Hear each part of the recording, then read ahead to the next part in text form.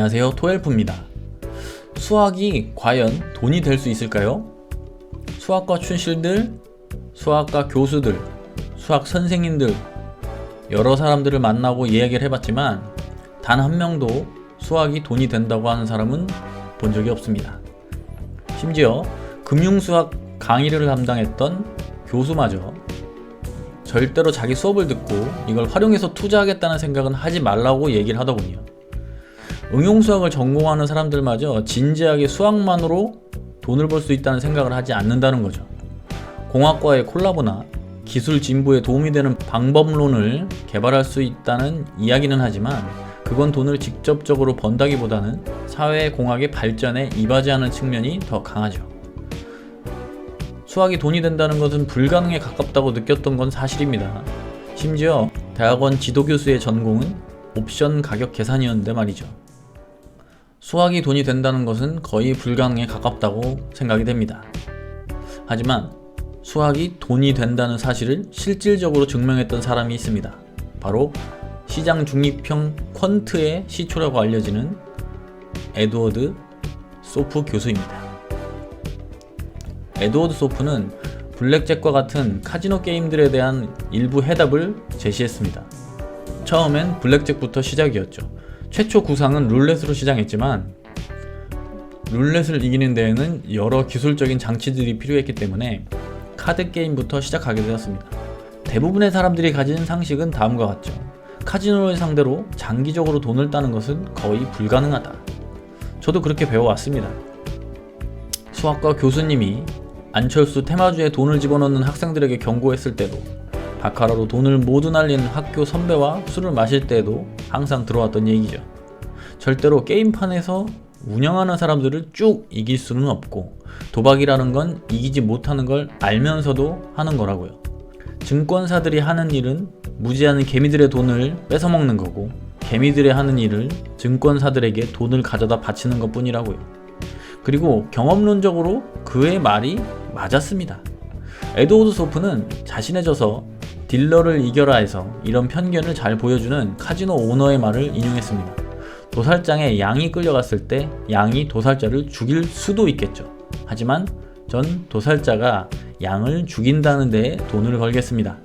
하지만 소프는 그렇게 생각하지 않았습니다. 분명히 블랙잭의 룰은 딜러보다 플레이어에게 유리하게 보이도록 설정되어 있고 특정 정보를 가질 수 있다면 플레이어에게 어드밴티지가 돌아갈 가능성이 있다고 판단했기 때문이죠.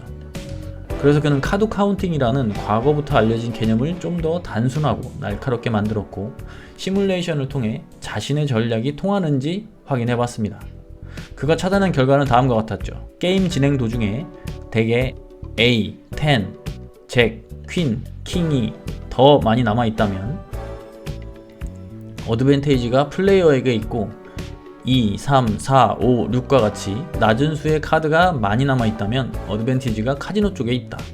높은 숫자의 카드가 나오면 마이너스 1, 낮은 숫자의 카드가 나오면 플러스 1의 점수를 매겨 점수가 높으면 베팅 금액은 늘려가고 점수가 낮으면 베팅 금액을 낮춰가는 방식으로 플레이하면 장기적으로 돈을 딸 수밖에 없다는 것입니다.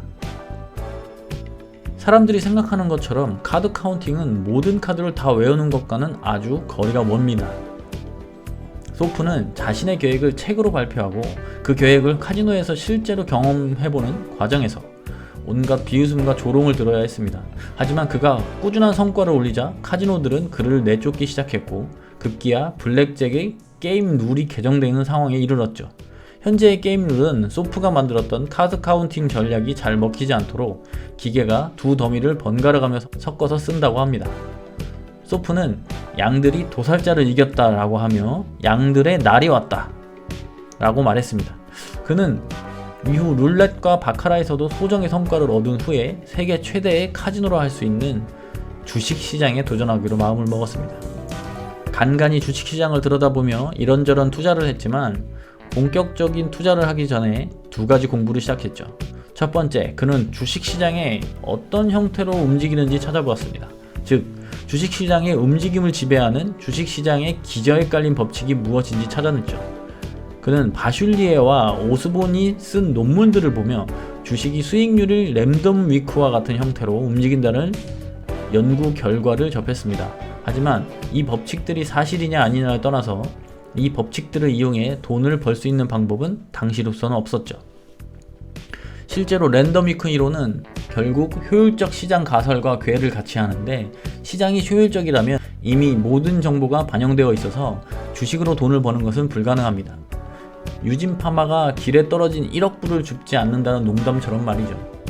1억 불이 떨어져 있다면 이미 모든 사람들이 알고 그 돈을 주워갔을 테니 그 돈은 이미 없는 것이고, 그러니까 1억 불을 줍지 않는다는 이 고약한 농담에 바로 소프의 고민이 들어있습니다.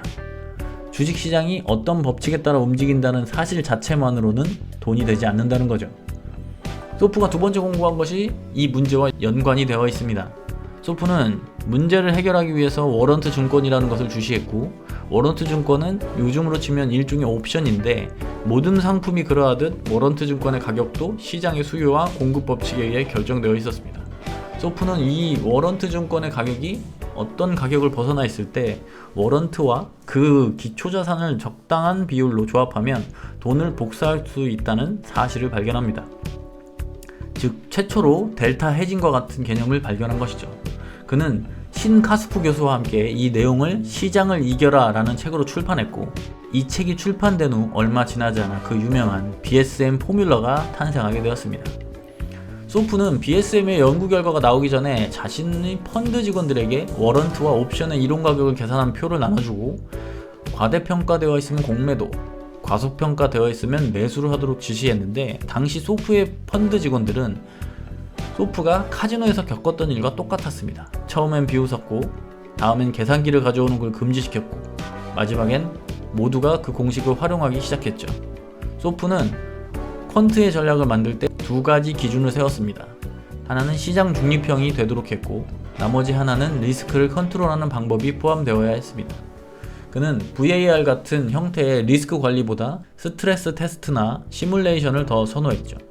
소프와 그의 동료들이 만들었던 전략의 얼개들은 이제 매우 기본적인 내용이 되었고, 그 모든 퀀트 투자자의 시초라고 불리고 있습니다.